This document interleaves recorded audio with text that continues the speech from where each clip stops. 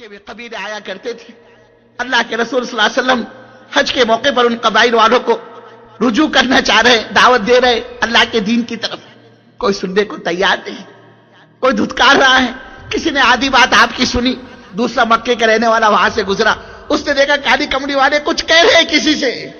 اس نے اشارے سے کہا بھائی صاحب اس آدمی کی بات نہ سنیے, یہ تو پاگل آدمی ہے.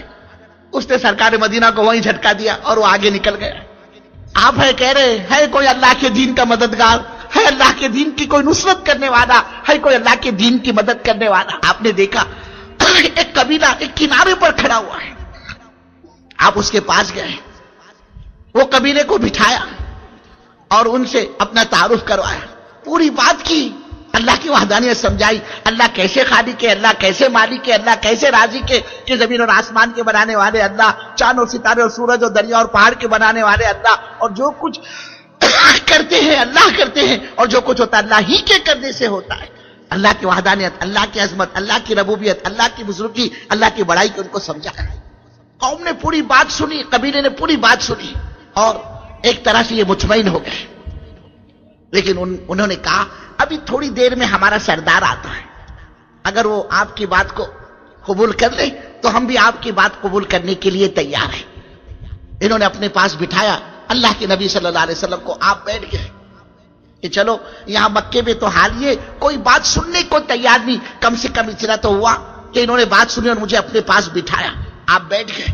تھوڑی دیر میں اس قبیلے کا سردار پہنچا اور یہ بدبخت پہلے سے اللہ کے رسول صلی اللہ علیہ وسلم کو جانتا تھا. جیسے اس نے حضرت رسول پاک صلی اللہ علیہ وسلم کو اپنے ساتھیوں کے پاس بیٹھا ہوا دیکھا, غصے کی وجہ سے چہرے کی اس کی رنگت بدل گئی اور کہنے لگا اس آدمی کو کس نے بٹھایا یہاں پر, یہ کیوں بیٹھا ہمارے اپنے آدمیوں کے پاس. جب اس کو پتا چلا اس کے اپنے آدمیوں نے اس کو محمد صلی اللہ علیہ وسلم کو, اللہ کے حبیب کو اپنے پاس بٹھایا ہے, ظالم کہنے لگا اگر میری قوم تمہیں اپنے پاس نہ بٹھاتی تو میں اپنی اس تلوار سے اس کی گردن مار دیتا. اور آگے بدبخت نے کہا اگر سب سے زیادہ میری نگاہ میں کوئی ہلکا قسم کا شخص ہے تو نعوذ باللہ وہ یہ ہے محمد صلی اللہ علیہ وسلم. لیکن امید کی کرن تھی بزرگ, وہ بھی ختم ہو گئی. اللہ کے رسول صلی اللہ علیہ وسلم نے کوئی جواب نہیں دیا.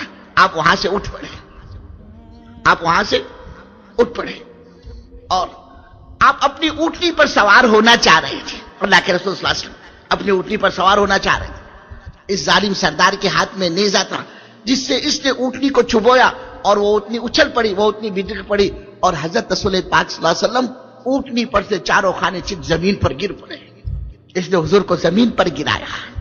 جب قوم نے یہ تماشا دیکھا کہ ہمارے سردار نے تو یہ کھیل تماشا کیا ان کے ساتھ کہ اچھے بھلے اونٹ پر بیٹھے ہوئے آدمی کو نیچے گرا دیا, ان بدبختوں کو تو کھیل تماشا مل گیا. ان میں ایک بدبخت آگے بڑھا اور اس نے آ کر گریبان پکڑا سرکار مدینہ جناب محمد رسول اللہ صلی اللہ علیہ وسلم کا اور چہرے مبارک پر تھوکا. دوسرے بدبخت نے مٹی اٹھا کر حضور پاک صلی اللہ علیہ وسلم کے سر مبارک پر ڈالی اور ایک بدبخت آگے بڑھ کر اللہ کے حبیب صلی اللہ علیہ وسلم کے کپڑے کو تان تان کرتا چلا گیا. آپ کے کپڑے پھاڑ دیے, کپڑے آپ کے پھٹے ہوئے, چہرے مبارک پر تھوکا ہوا ہے, سر مبارک پر مٹی پڑی ہوئی ہے. آپ کی سب سے چھوٹی بیٹی حضرت زینب رضی اللہ تعالی عنہا کو پتا چلا ابا کا یہ حال ہوا ہے مکے کے بازار میں. وہ دوڑی ہوئی آئی, ہاتھ میں مٹی کا پیالہ پانی لیے ہوئے, دیکھا باپ کے منہ پر تو تھوکا ہوا ہے, مٹی پڑی ہوئی, کپڑے پھٹے ہوئے, اپنے باپ سے لپٹ گئی اور روئی جا رہی ہے اور کہی جا رہی ہے ابا جان یہ مکے والے آپ کو کیوں ستاتے ہیں, ابا جان کیا کیا ہے آپ نے ان کا, یہ آپ کو کیوں مارتے ہیں, ابا جان یہ آپ کے منہ پر کس نے تھوکا ہے, ابا یہ آپ کے کپڑے کس نے پھاڑے ہیں, ابا یہ آپ کے سر پر مٹی کس نے ڈالی ہے. بیٹی کو روتا ہوا دیکھ کر باپ نے بھی رونا شروع کر دیا, باپ بھی روئے جا رہے ہیں اور بیٹی بھی روئی جا رہی ہے. آخر میں اللہ کے رسول صلی اللہ علیہ وسلم نے اپنی بیٹی سے کہا بیٹی اپنے باپ کا غم نہ کر, بیٹی اپنے باپ کی فکر نہ کر, بیٹی تیرے باپ کا لایا ہوا دین خدا ایک نہ ایک دن ہر کچے پکے مکان میں داخل کر کے چھوڑے گا. اگر کوئی عزت سے قبول کرتا ہے تو عزت سے, ورنہ ذلیل ہو کر اس کو یہی آنا پڑے گا. اس لیے قربانی کے بعد اللہ نے اس کام کو یہاں تک پہنچایا.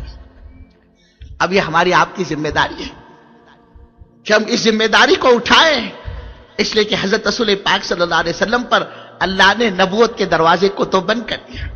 اللہ کے نبی کا فرمان لا نبی بعدہ, میرے بعد کوئی نبی نہیں, ہم آخری نبی کے آخری امت ہیں. اللہ نے نبوت کے دروازے کو تو بند کر دیا. لیکن نبوت والا کام اللہ نے اس امت کے حوالے کر دیا ہے کہ اس امت کا ایک ایک فرد، اس امت کا تاجر، اس امت کا مزدور، اس امت کا انجینئر، اس امت کا ڈاکٹر، اس امت کا پی ایچ ڈی، اس امت کا مونگ پھلی بیچنے والا اور اس امت کا آٹو رکشہ چلانے والا کوئی کیوں نہ ہو، ہم سب اللہ کے دین کے ذمہ دار ہیں۔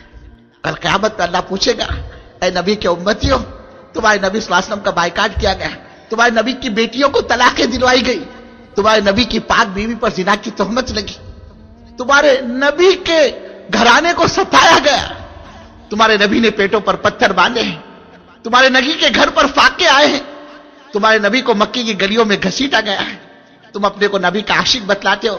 جس زمانے میں، جس صدی میں نبی صلی اللہ علیہ وسلم کے دین کے جنازے نکل رہے تھے، نبی صلی اللہ علیہ وسلم کا دین مٹ رہا تھا، اس وقت تم نے نبی کے دین کے لیے کیا کیا؟ بزرگوں، اللہ کا جواب دینا بھاری ہو جائے گا۔ ہم اپنے کو اللہ کے دین کا ذمہ دار سمجھیں۔ اس امت کا ایک ایک فرد اللہ کے دین کا ذمہ دار ہے، پوری امت اللہ کے دین کی ذمہ دار ہے۔ کل قیامت میں اللہ تعالیٰ ایک ایک فرد سے پوری امت کے بارے میں پوچھے گا، اور پوری امت سے ایک ایک فرد کے دین کے بارے میں اللہ سوال کرے گا۔